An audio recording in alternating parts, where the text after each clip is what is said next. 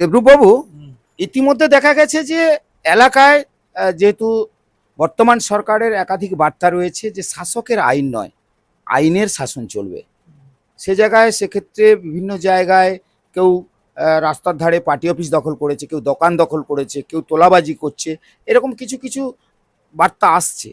সেক্ষেত্রে পার্টির যা গাইডলাইন্স, যে নির্দেশ উপর থেকে দেওয়া রয়েছে, সেক্ষেত্রে কিন্তু ব্যতিক্রম হচ্ছে। কিন্তু সেক্ষেত্রে কি বলবেন আপনি? Guinness world record holder UCMAS abacus. আপনার সন্তানের গাণিতিক দক্ষতা বৃদ্ধি করুন। দ্রুত গণনা করার দক্ষতা, সৃজনশীলতা বৃদ্ধি এবং অভিজ্ঞ প্রশিক্ষক। কাকদ্বীপ ব্রাঞ্চে যোগাযোগ করুন। দেখুন, ভারতীয় জনতা পার্টি একটি সুশৃঙ্খল এবং সুসংঘবদ্ধ দল। আমাদের দলের যে নীতি আদর্শ আছে সেই নীতি আদর্শে কিন্তু কারো দোকান বন্ধ বা কাউকে দুর্নীতি বা জালিয়াতি এগুলো করা যাবে না। এটা আমার নির্দেশ নয়, আমাদের দলের সভাপতি শ্রমিকদার নির্দেশও আছে।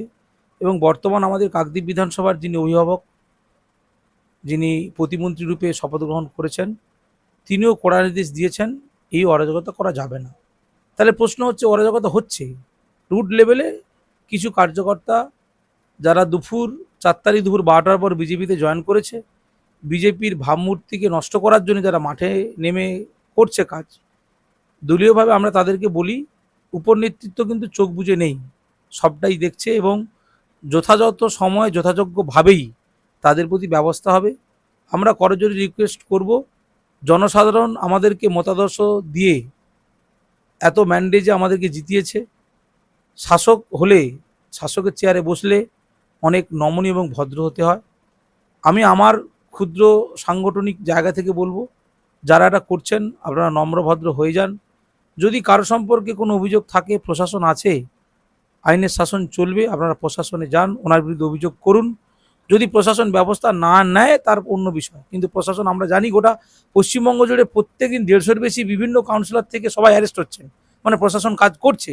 তাহলে প্রশাসনে না গিয়ে আমরা আইনটা নিজের হাতে তুলে নিয়ে যে ভুল করছি, পরবর্তীকালে কিন্তু দল থেকে আপনারা কোনো একটা সময় ধিক্কার পেতে পারেন, তখন আপনাদের ব্যক্তিগতভাবে খারাপ লাগবে। আমি চাইবো না সেই পরিবেশ পরিস্থিতি কাকদ্বীপ বিধানসভায় তৈরি হোক। প্রত্যেকে সুশৃঙ্খলভাবে, সুসংঘবদ্ধভাবে, রিলেশন কোঅপারেশন এর মধ্য দিয়ে আমাদের দলটাকে চালাতে হবে। ইতিমধ্যে রাজ্যের ঊর্ধ্বতন কর্তৃপক্ষ অর্থাৎ মাননীয় শ্রমিক ভট্টাচার্য মহাশয় বলে দিয়েছেন, যেভাবে ভোট আপনারা বাড়ি বাড়ি চাইতে গেছিলেন, সেইভাবে অন্নপূর্ণার ফর্মও কিন্তু বাড়ি বাড়ি গিয়ে পৌঁছে দিতে হবে। সেক্ষেত্রে কি বলবেন? দেখুন, অন্নপূর্ণা যোজনা ঘোষণা করেছেন যশস্বী প্রধানমন্ত্রী, এবং তিনি কোথাও রেখেছেন। অনেকের অ্যাকাউন্টে অন্নপূর্ণা যোজনার টাকা কিন্তু ট্রান্সফার হয়ে গেছে ট্রেজারির মধ্য দিয়ে। একটি দল পশ্চিমবঙ্গে ছিল শাসন ক্ষমতায় 15 বছর, তার আগে 34 বছর বাম সরকার, পরে 15 বছর তৃণমূল সরকার। অপপ্রচার এখনও তৃণমূলের রুট লেভেলে কিছু নেতা চালিয়ে যাচ্ছে, জনসাধারণকে ভুল বোঝাচ্ছে, বলছে 12 পৃষ্ঠার ফর্ম, আমরা কি করব। কিন্তু বিষয়বস্তু যেটা, সেটা দেখলেই বোঝা যায় যে ফর্মটা 12 পৃষ্ঠার কেন, এটা সাধারণ জনগণকে বুঝতে হবে। আমাদের প্রকল্প কিন্তু মুখ্যমন্ত্রী শুভেন্দু অধিকারী ঘোষণা করেছে 90 দিনের মধ্যে প্রত্যেকটি ভদ্রমহিলা পাবে। এবং আমাদের যারা সৈনিক আছেন, গৈরিক সৈনিক যারা, প্রত্যেক বাড়িতে যেরকম করে ভোট চাইতে গিয়েছিলেন সেভাবেই ফর্মটা দেবে। ফর্মটা অপ্রতুল সংখ্যা একটু আছে, পোর্টালও খুলেছে, স্লো চলছে পোর্টাল। সব কিছু স্বাভাবিক হয়ে যাবে সোমবারের পর থেকে। আইসিডিএস কর্মীদের মারফত আইসিডিএস কর্মীরাই ঘরে ঘর ফর্ম দেবে এবং ফর্মটা কালেকশন করে বিডিও অফিসে জমা দেবে।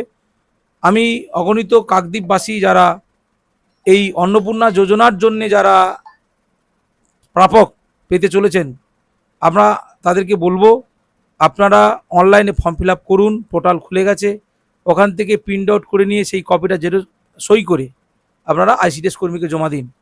আমাদের বুথ লেভেল স্তরে যেখানে যে আমাদের গৈরিক সৈনিকরা আছে, তাদের কাছে সঙ্গে যোগাযোগ করুন, আপনাদেরকে সহযোগিতা করবেন। কোনো রকমভাবে কোনো গুজবে কান দেবেন না। আর যে প্রচারটা বাজারে চলছে অন্নপূর্ণা যোজনা নিয়ে, এই প্রচারটা সর্বৈব মিথ্যা। আমি জানি এখনো পর্যন্ত আমার কাছে খবর আছে, অনেক জায়গা থেকে বলছে ও তো আমাদের টাকা। এই আমাদের শব্দটার পেছনে 15 বছর ধরে যা খুশি করলো, আমাদের বলা হয় না, পশ্চিমবঙ্গ সরকার, আমাদের নয়, পশ্চিমবঙ্গ সরকার। আমরা প্রত্যেকেই যারা আছি এখানে পশ্চিমবঙ্গ সরকারের অধীনে থাকবো এবং এই সুবিধা প্রত্যেকটা প্রান্তিক মহিলা যাতে পায়, তার জন্য আমাদের লড়াই জারি থাকবে। নির্বাচনের আগেও লড়াই ছিল, নির্বাচনের পরে লড়াই কিন্তু আমাদের থেমে যায়নি। লড়াইয়ের গুণগত মান আরও বেড়েছে, লড়াই আমাদের আরও বেড়েছে।